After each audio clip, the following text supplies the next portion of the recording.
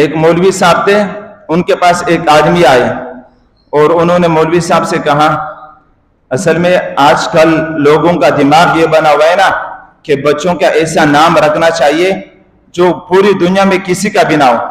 اپنے بچے کا میں ایسا نام رکھو کہ پوری دنیا میں کسی کا بھی نہ ہو، اور وہ بھی اسلامی نام. بھائی مسلمان ہے دنیا میں، نام تو رکھتے ہیں سب.